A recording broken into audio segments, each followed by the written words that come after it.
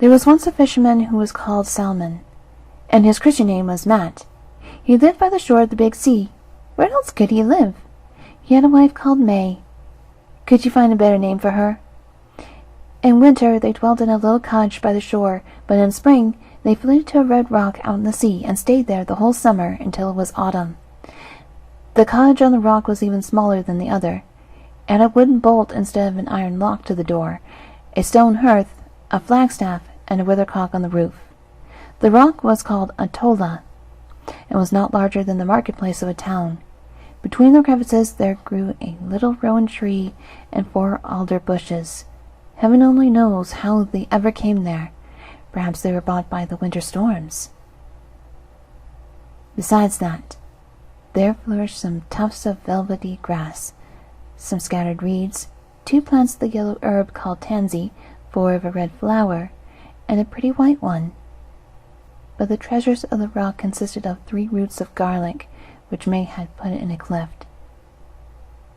Rock walls sheltered them on the north side, and the sun shone on them on the south. This does not seem much, but it sufficed May for a herb plot. All things go in threes. So Matt and his wife fished for salmon in spring, for herring in summer, and for cod in winter. When on Saturdays the weather was fine and the wind favorable, they sailed to the nearest town, sold their fish, and went to church on Sunday. But it often happened that for weeks at a time they were quite alone on the rock. Atolla had nothing to look at except for their little yellow-brown dog, which bore the grand name of Prince. The grass tufts, the bushes and blossoms, the sea bays and fish, a stormy sky, and the blue, white-crested waves. For the rock lay far away from the land, and there were no green islets or human habitations for miles around. Only here and there appeared a rock of the same stone as Atolla, besprinkled day and night with the ocean spray. Matt and May were industrious, hard-working folk, happy and contented in their poor hut, and they thought themselves rich when they were able to salt as many casks of fish as they required for winter, and yet have some left over which to buy tobacco for the old man, and a pound or 2 of coffee for his wife, with plenty of burned corn and chicory in it to give it a flavor. Besides that, they had bread, butter, fish, a beer cask, and a buttermilk jar. What more did they require? All would have gone well had not May been possessed with a secret longing which never let her rest, and this was how she could manage to become the owner of a cow. "What would you do with a cow?" asked Matt. "She cannot swim so far, and our boat is not large enough to bring her over here, and even if we had her, we have nothing to feed her on." "We have 4 alder bushes and 16 tufts of grass," rejoined May. "Yes, of course," laughed May. "And we also have 3 plants of garlic. Garlic would be fine feeding for her." "Every cow likes salt herring," rejoined his wife. "Even Prince is fond of his fish." "That may be," said her husband. "Methinks she would soon be a dear cow if we had to feed her on salt herring." "All very well for Prince, who fights with the gulls over the last morsel, but the cow out of your head, mother. We are very well off as we are." May sighed. She knew well that her husband was right, but she could not give up the idea of a cow. The buttermilk no longer tasted as good as usual in the coffee. She thought of sweet cream and fresh butter, and of how there was nothing in the world to be compared with than them.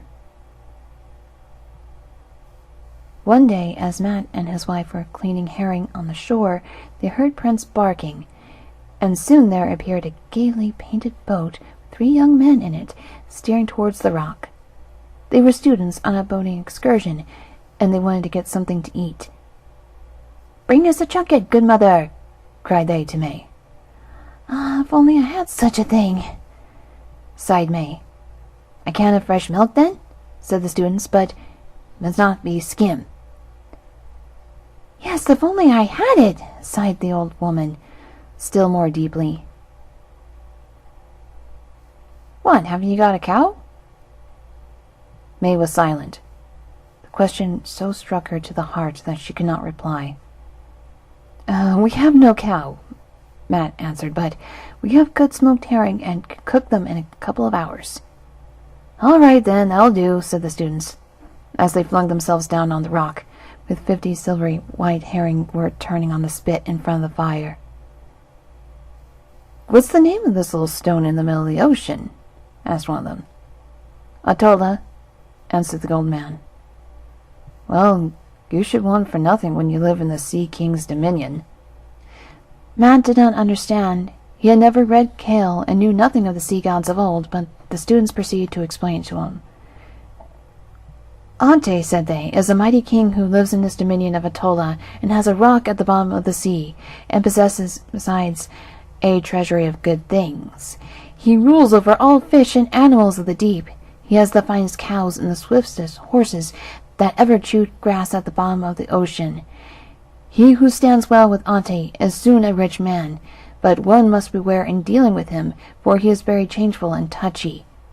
Even a little stone thrown into the water might offend him, and then, as he takes back his gift, he stirs up the sea into a storm and drags the sailors down into the depths.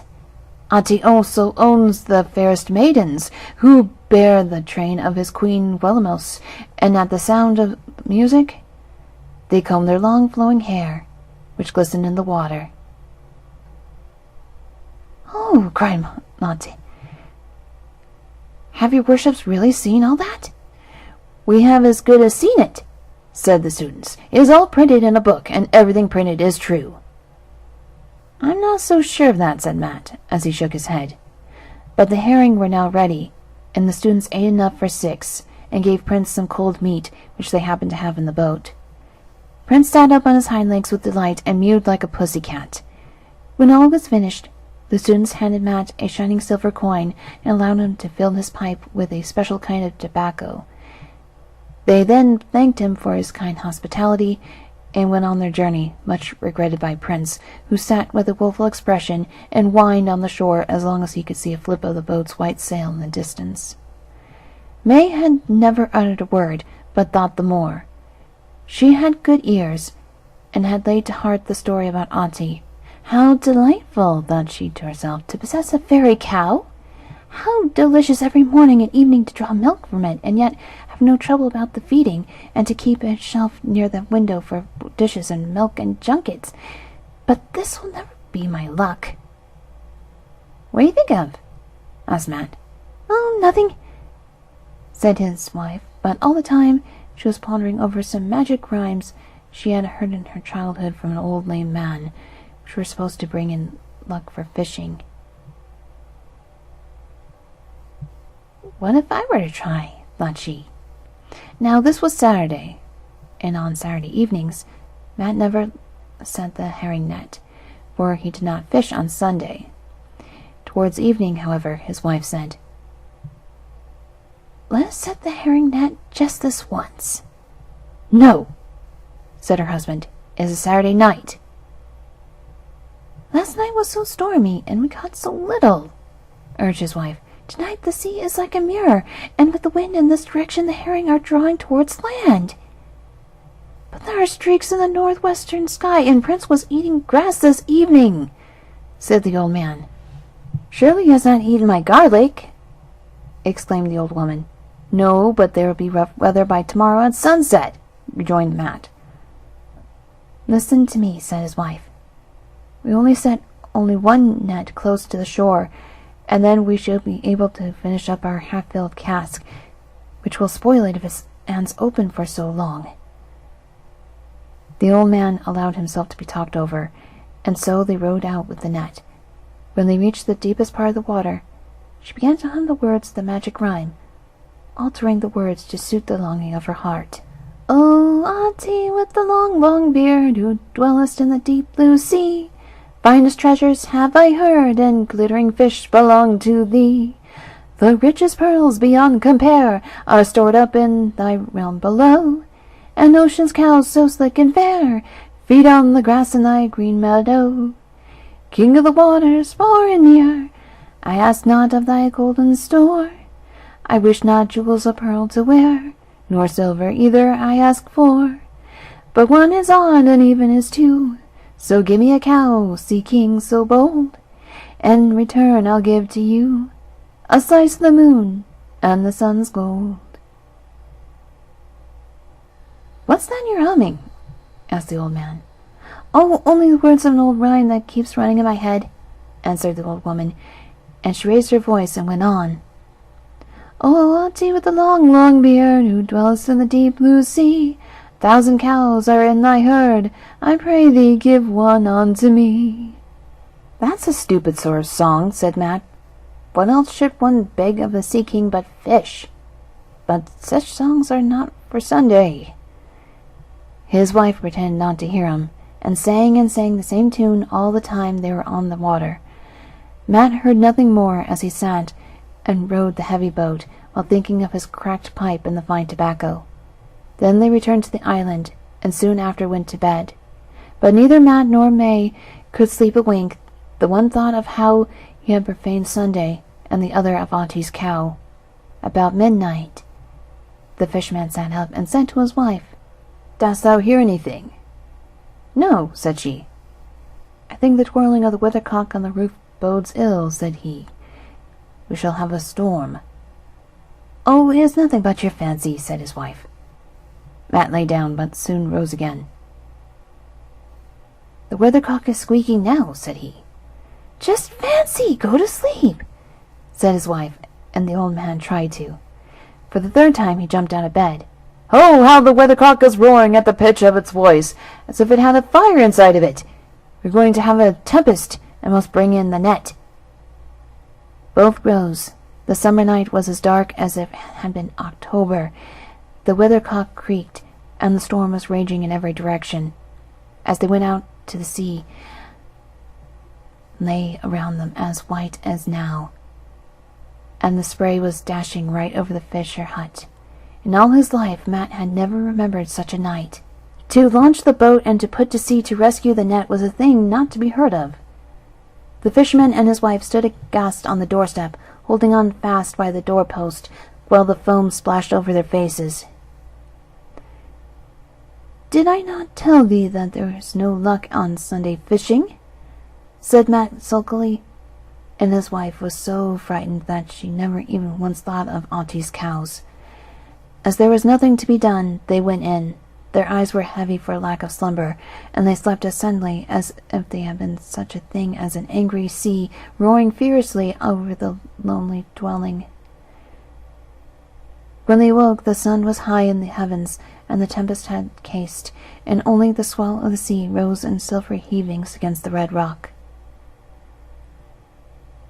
What can that be? Said the old woman, as she peeped out the door. It looks like a big seal, said Matt. As sure as I live, it's a cow, exclaimed May, and certainly it was a cow, a fine red cow, fat and flourishing and looking as if it had been fed all its days on spinach. It wanders peacefully along the shore, and never as much as even looked at the poor little tufts of grass, as if it despised such fare. Matt could not believe his eyes, but a cow she seemed, and a cow she was found to be. And when the old woman began to milk her, every pitcher and pan, even to the pail, was soon filled with the most delicious milk. The old man troubled his head in vain as to how she came there, and sallied forth to seek for his lost net.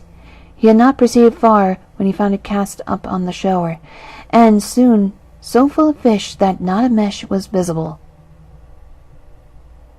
It's all very fine to possess a cow, said Matt, as he cleaned the fish, but what are we going to feed her on?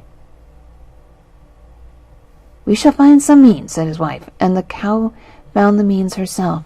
She went out and cropped the seaweed, which grew in great abundance near the shore, and always kept in good condition. Everyone Prince alone attempted, though she was a clever beast, but Prince barked at her, for he had now got a rival.